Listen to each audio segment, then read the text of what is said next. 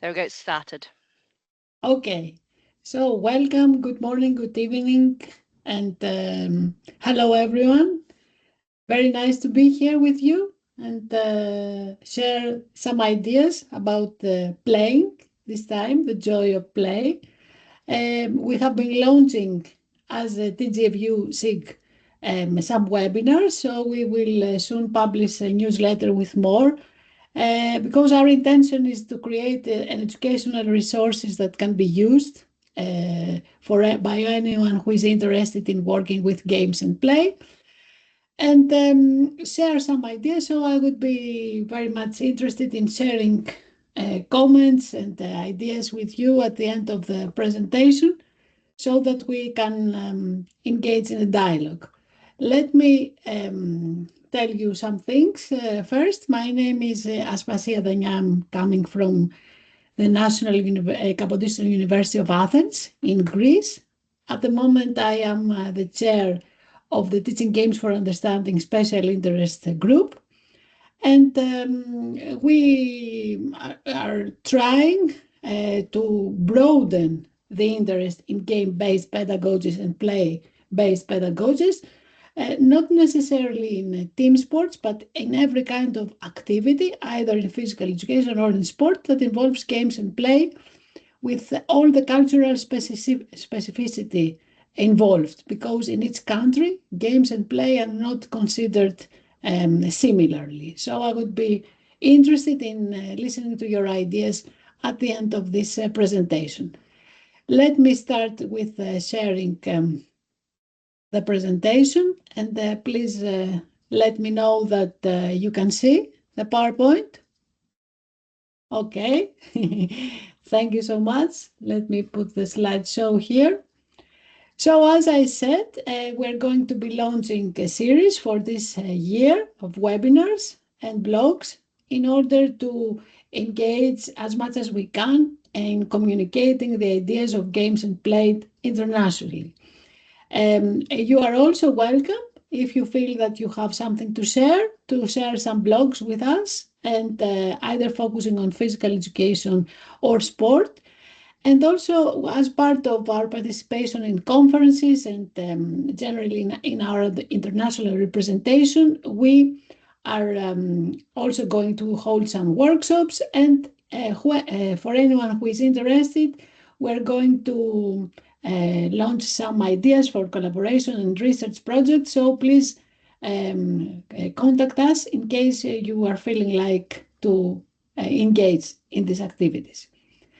So today's idea is to talk about the joy of play. I'm very interested in diving deep into the concept of play because I think that this is a process of upbringing young people through movement.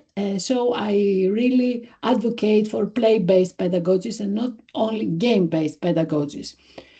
My idea started, as I said, at the moment I'm the chair of the Teaching Games for Understanding Special Interest Group. My academic expertise is focused in physical education, teacher education. So my idea came from how can I best teach games and play so that my students, who are pre-service physical education teachers at the moment, can apply the idea of playing as a resource for life in their contexts.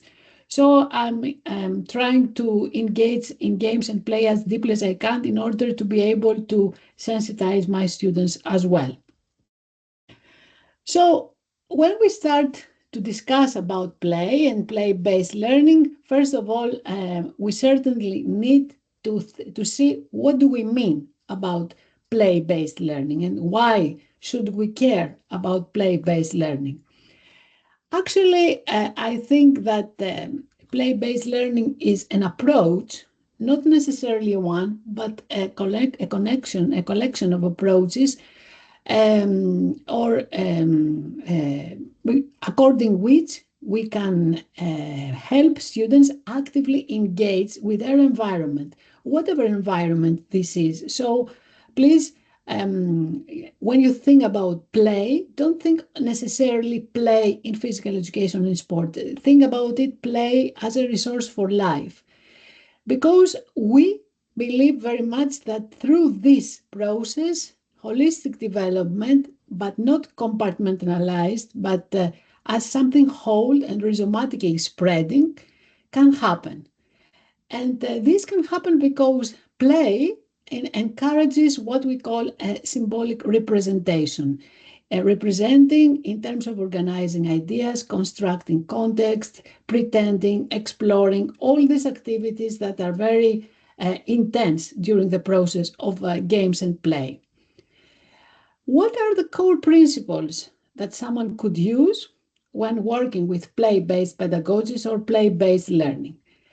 I invest in three core principles, but I think there are many more, and that's why I'm eager to discuss this with you. I think the core principles in play-based pedagogies is, first of all, choice.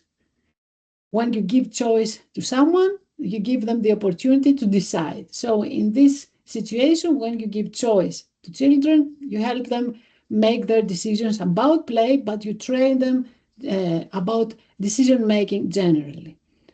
The second principle is wonder. How can we foster curiosity and exploration through games and play? Not only help them learn the content to play the game, but be curious about what comes next or be eager to explore what comes next. And delight is something that is for sure missing in our life, but it's something that young children have it. So how can we help them engage fully with their emotions and joy as they're learning via play? So let's unpack these concepts a little bit more. When we say choice, what does choice feel like? Someone could say that choice feels like empowerment, autonomy, ownership, motivation. What does it look like when you observe students that have a choice? It looks like that they keep setting goals. They keep dealing with the challenges. They understand the purpose. They share ideas. They choose roles or people to collaborate with. And above all, they remain active and as they make, unmake, and change the rules. What does it feel like to experience wonder? Wonder is enjoyment, is excitement, is satisfaction. So for some students, it's inspiration. For others, it's pride. But I think for all, it's belonging. What does it look like in practice? You see young people celebrating, focusing, attending to what is happening, smiling. How many students do we see smiling and laughing during physical education and sport coaching sessions, anticipating and participating? And delight, I really like this idea. It feels like excitement as well, inspiration, but also it looks like celebration, smiling, and anticipation for what comes next. So I believe that by investing on this, we promote the benefits of play-based learning. And what are the benefits of play-based learning? There's much research and lots of studies conducting during the years that play-based learning enhances critical thinking and problem solving. I would say also problem producing, because you don't need only to solve problems, but to create new problems and stay creative. It supports language development and communication, and here is where we can work in an interdisciplinary way with games and play. First of and above all, it builds social skills and emotional resilience when you're trying to set the rules and negotiate. And for young children, it fosters a love for learning, but I don't think only for young children, but for everyone who feels the wonder, delight, and choice when they're playing games. There are many studies saying that play is flow, and I would rather like to ask you to reflect on when was the last time that you felt completely absorbed into what you were doing. And by saying completely absorbed, I mean that you lost the sense of time and everything that you were doing was happening effortlessly. I think play helps people generally to be in this state. So that time or our conception of time disappears and experience becomes meaningful. The problem we face in physical education and sport is that we can't get over of the old mindset that everything is structured, teacher directed, and content focused, and let ourselves, first of all, because students are very much willing to do that, engage in what we call exploratory and child-centered learning. And sometimes, apart from this, we hear that there's not enough research to support play in education. But I think this is not true. There are so many studies from many scientific fields that support that play, and not necessarily games, but generally the idea of engaging in play-based learning has the potential to support holistic development. I think that this narrative is not true. There are many studies in psychology, neuroscience, and educational research that demonstrate exactly the opposite, that play develops emotional regulation, that play enhances learning outcomes, that play activates brain states for deep learning. But when play is not a break from learning, but it's the way that learning happens. So I think play is not a reward. As I've said before in some other webinars, play is a human right. It's not something that it is extra. It's essential for life generally and for experiencing what I've been discussing so far. We need play, however, to bring genuine joy and delight. So here comes pedagogy. We need play to support autonomy, to support exploration and imagination. Otherwise, it's restrictive. There are many different types of games and play, and these can have to do with the context. Uh, in different contexts, we have the play that can be dramatic, play that triggers fantasy, play that can be exploratory, play that helps manipulative skills, smart word play, and games with rules. So depending on the context, we can help students and help young children engage in different types of play. There is research to support that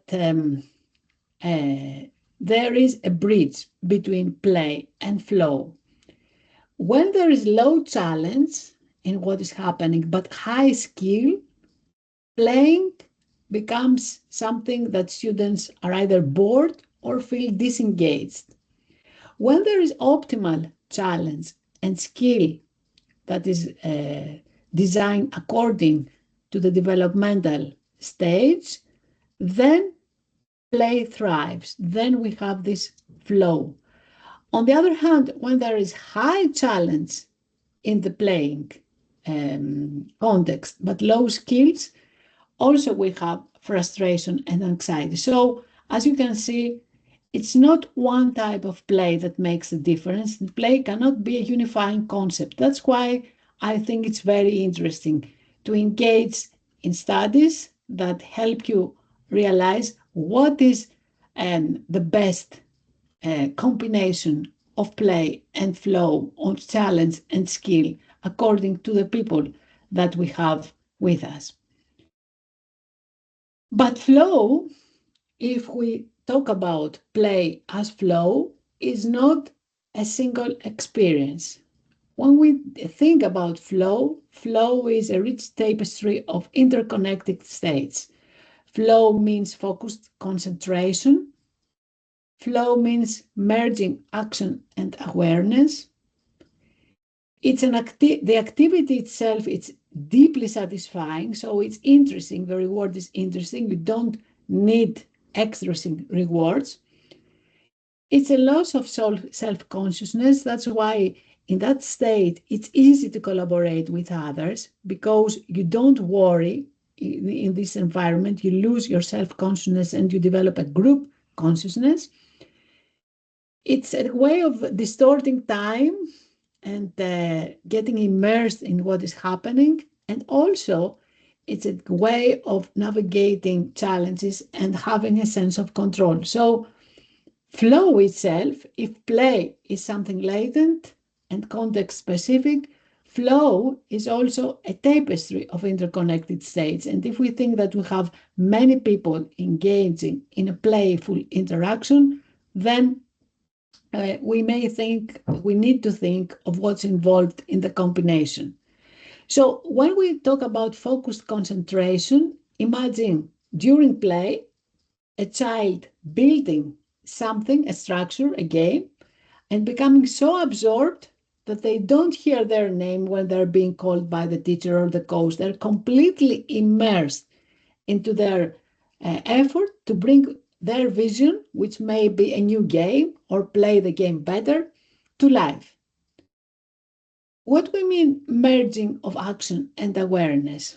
In play, and especially during imaginative play, that children seem effortlessly to shift between roles. So how can we do that? How can we see that in physical education?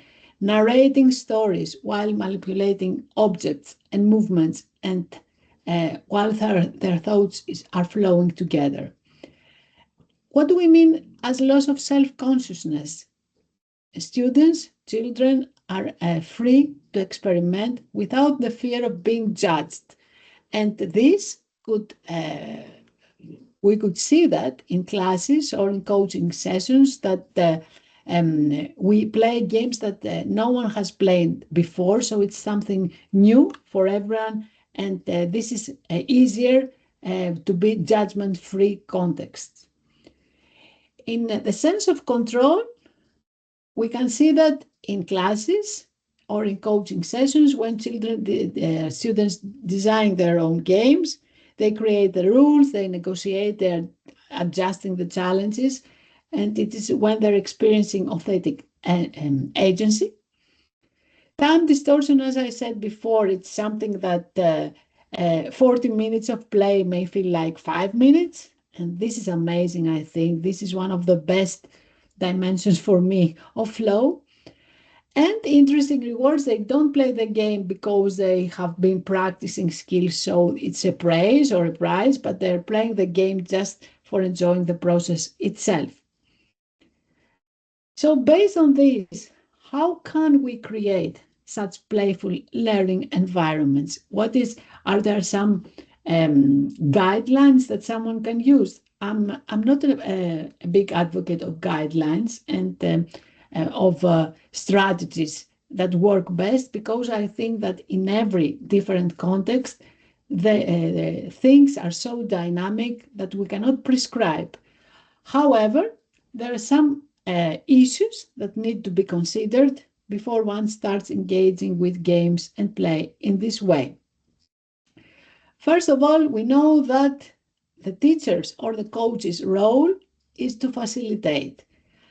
So a question that someone could ask themselves is, are we ready to do that? Are we ready to engage in facilitation and not teaching as a banking model?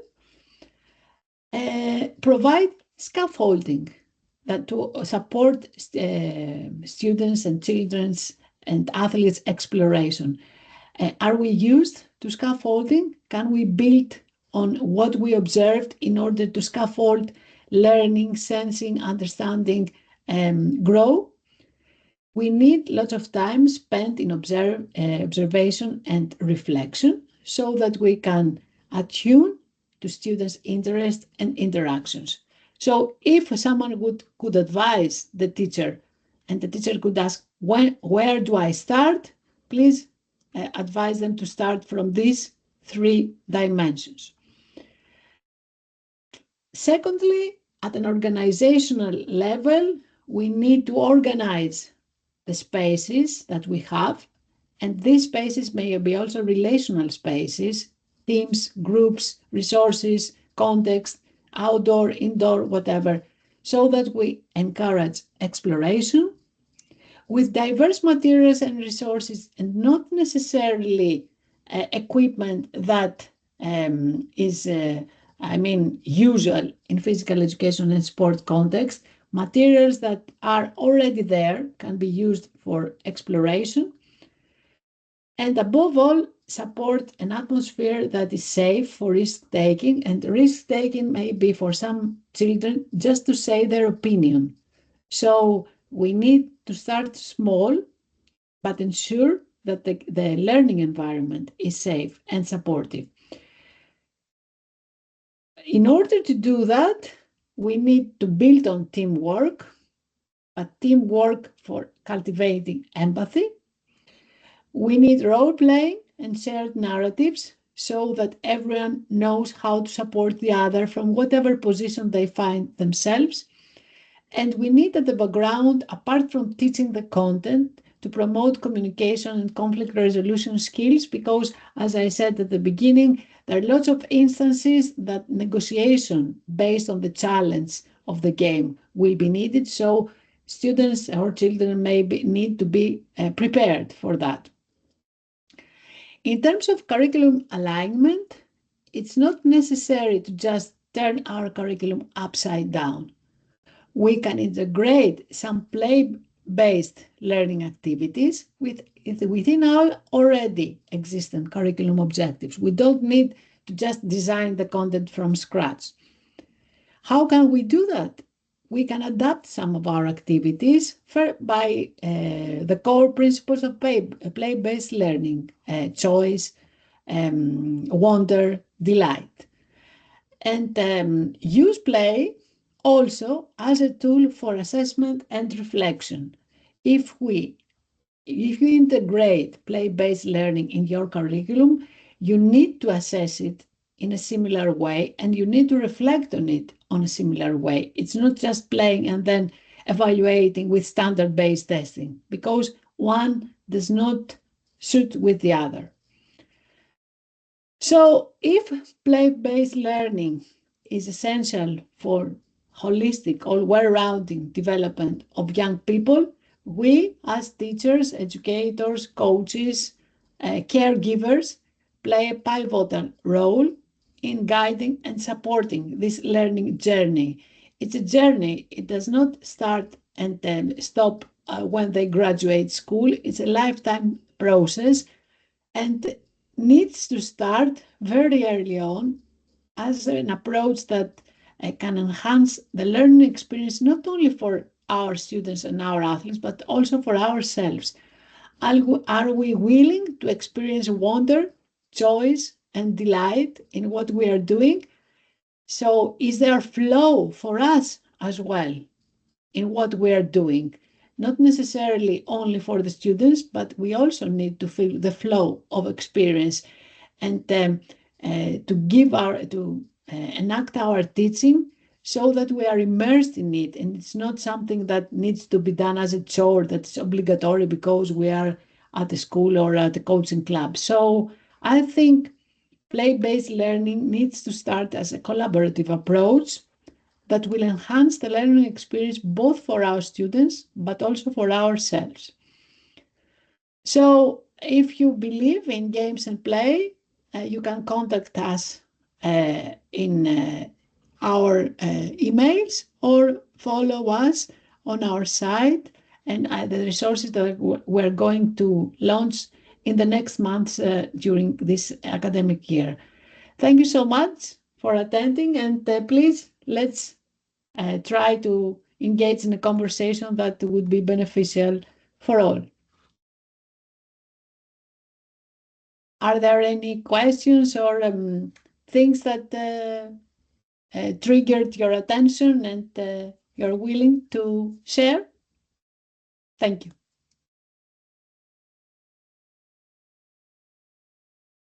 Hi, Aspania. I'm Yogesh. Hello. Actually, I have few doubts in flow. So, can you repeat it? What exactly it is different from play?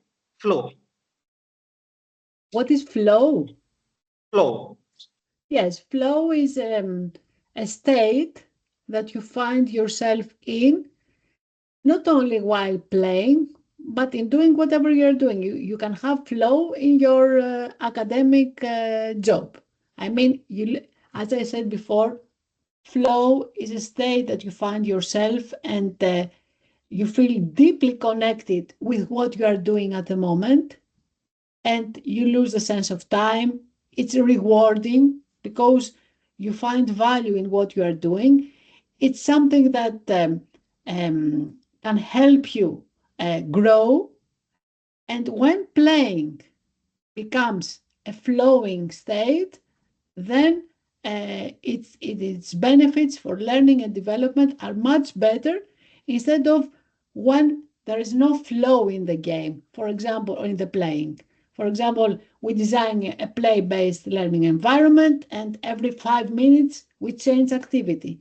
This disrupts the flow of the experience and doesn't help young people get really immersed in what they are doing. So flow can happen everywhere. I mean, even in your teaching, in your social interactions, in your family, in your writing. It's not something that belongs only to the game. It's a human state. You mean it is a sort of engagement where we forget everything? Yes, yes. It's a type of our engagement, and I think young children experience flow early on in their early childhood, and then when they get into primary school, then the flow stops because everything becomes so structured and so disconnected. So it's very important to preserve this flow and work with this flow. And if we impose a standard-based curriculum, this is very contrary to the engagement process and to the experience of flow. It's not easy.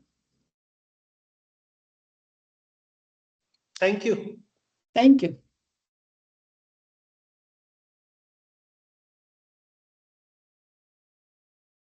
I've ran a small survey 2 years ago when I was attending a conference, and I asked people what is the meaning of games and play in their country.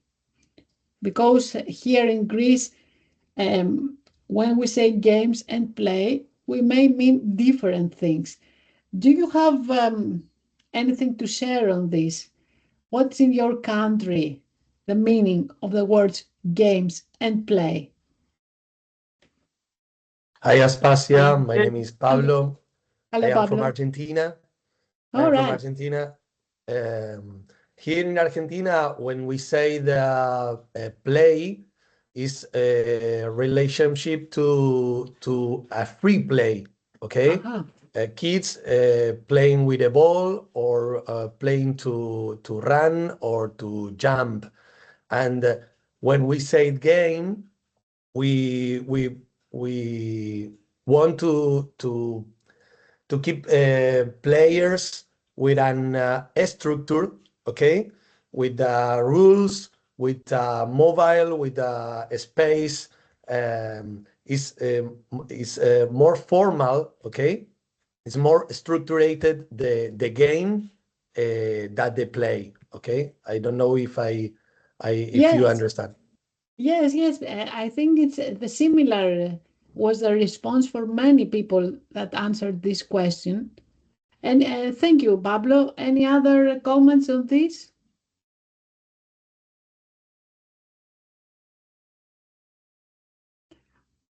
I think it's Yes, similar in all around the India. world.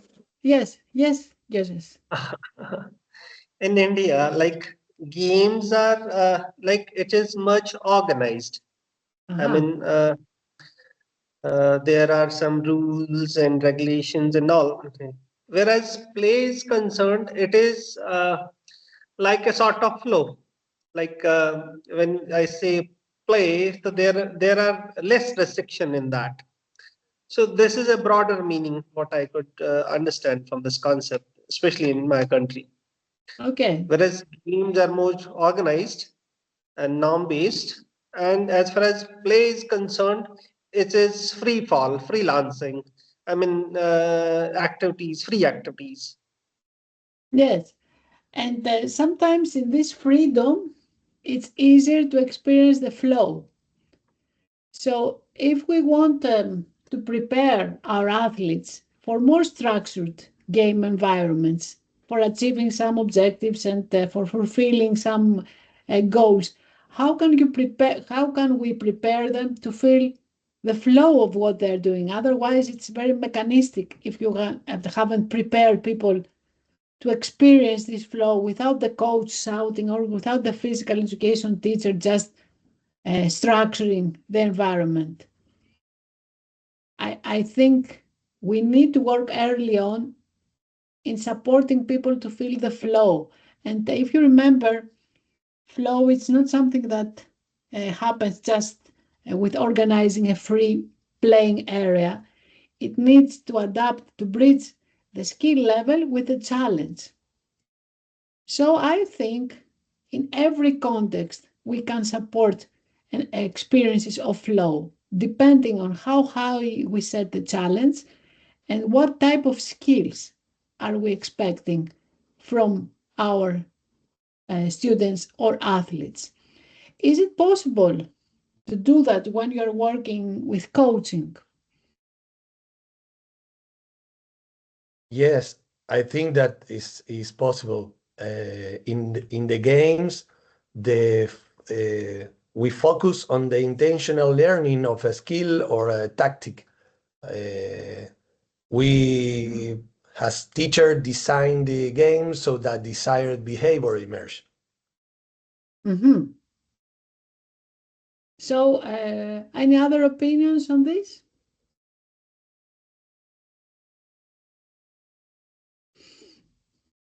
Are coaches or teachers prepared to work with flow and supporting their students or athletes um, by designing games of this type? Um, can I can I take can I speak? Yes, Roy. Am I here? Hello. Hello, hi, Aspasia. Um, I used to be a coach for many years, and I think that the main structure is to understand the joy of play. If our athletes does not have this, they can proceed. And then it's why during their adolescence, many of them decide to quit. If they don't experience the joy of play and feel it, and of course the flow, it's very important. I'm impressed.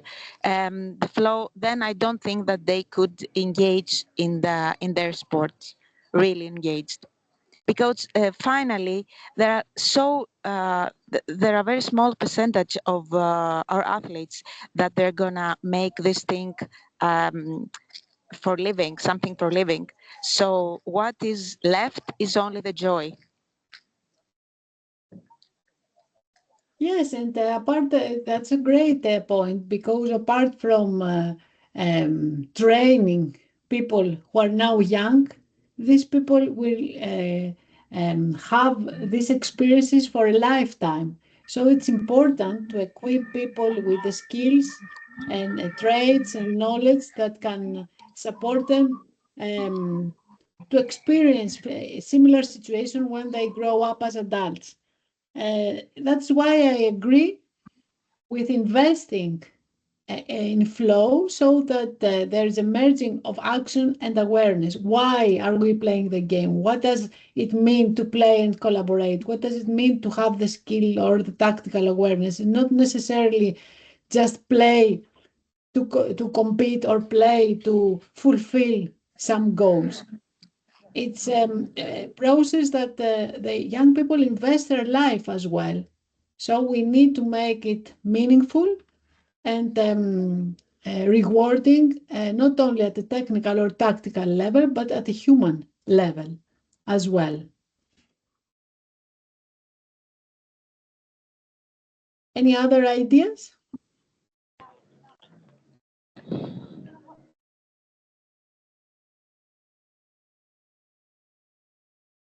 Right, if you don't have anything else to share, I would like very much to thank you for being here with us today. And please feel free to come into contact with us in case you think that you have something to share, either for a blog or a conversation on things happening in your country, so that we can get in touch and support the idea of games and play worldwide. Thank you. Thank you very much. Thank you very much. Bye-bye, everyone.